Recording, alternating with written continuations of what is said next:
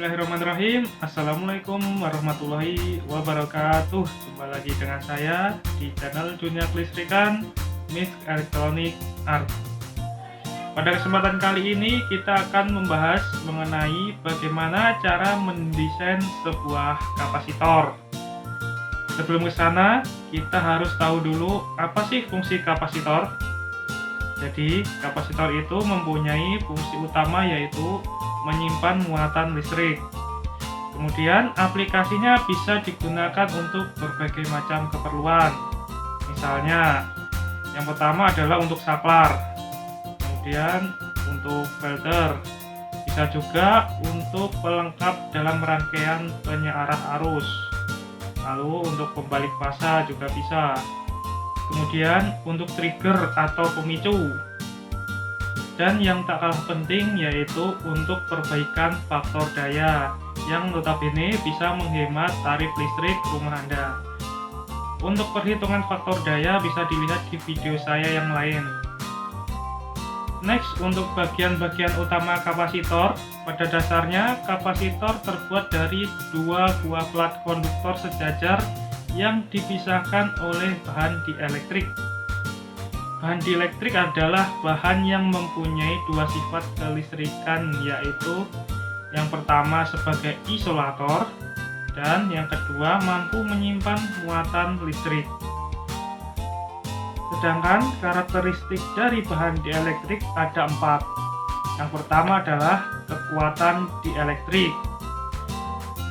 Kekuatan dieelektrik adalah kekuatan maksimum dari bahan dieelektrik untuk menahan medan listrik atau tegangan listrik tanpa menimbulkan breakdown atau tegangan tembus.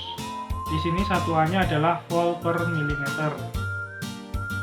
Kemudian karakteristik yang kedua adalah permitivitas. Permitivitas adalah kemampuan dari bahan dieelektrik untuk menerima dan menyimpan muatan listrik. Kemudian yang ketiga adalah resistivitas, yaitu nilai resistansi dari suatu bahan. Kemudian yang keempat adalah loss factor atau faktor rugi-rugi. Sebelum mendesain, kita harus tahu dahulu dimensi-dimensi yang penting di dalam kapasitor. Di sini ada D, yaitu jarak antara plat, atau bisa juga didefinisikan tebal dari bahan dieelektrik. Kemudian ada panjang plat dan lebar plat, sehingga bisa kita gunakan untuk menghitung luas area plat dengan rumus panjang kali lebar. Selanjutnya langsung saja pada contoh pertama. Misalkan kita ingin membuat kapasitor 100 nanofarad 35 volt dengan bahan dieelektrik mika, maka kita cari dahulu tebalnya. Nah, di sini saya sediakan tabel dari material, di mana untuk mika mempunyai kekuatan dieelektrik sebesar 700 volt per milimeter. Milimeter di sini adalah tebal dari bahan dieelektrik. Maka tebal mika sama dengan 35 volt dibagi 700 volt per milimeter. Hasilnya adalah 0,05 mm, atau kalau kita konversikan ke meter sama dengan 0,5 kali 10 pangkat min 4 meter. Nah, untuk menghitung kapasitor kita bisa menggunakan rumus C sama dengan permitivitas absolut. Ini nilainya 8,85 dikali 10 pangkat min 12.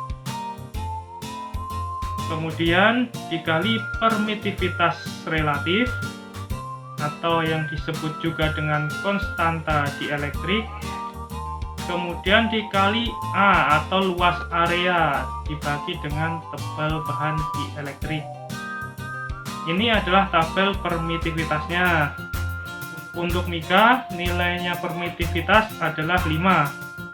Dari sini kita bisa mengetahui luas penampang plat yang dibutuhkan atau A, yaitu A sama dengan 100 nanofarad. Kalau dikonversi ke farad sama dengan 100 kali 10 pangkat min 9.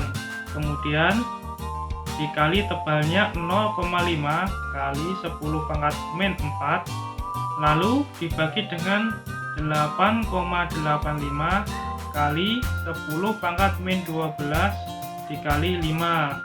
Hasilnya adalah 0,113 meter kuadrat. Nah, inilah bahan yang kita butuhkan untuk membuat kapasitor 100 nanofarad 35 volt berbahan mika. Oke, selanjutnya contoh yang kedua, kita berikan contoh yang berbeda. Misalkan kita mempunyai dua plat sejajar seluas 1 meter persegi dengan jarak 1 mm, kemudian kita menggunakan bahan dielektrik mika, maka berapakah nilai kapasitor yang bisa dibuat? Rumusnya masih sama. Oke, coba langsung kita isikan. C sama dengan 8,85 kali 10 pangkat min 12 dikali 5 dikali 1 meter persegi dibagi 0,001 meter. Hasilnya sama dengan 44,25 kali 10 pangkat min 9 farad atau 44,25 nanofarad dengan tegangan 700 volt. Nah, itu tadi penjelasan singkat dari saya. Kurang lebihnya mohon maaf. Sekian. Wassalamualaikum warahmatullahi wabarakatuh.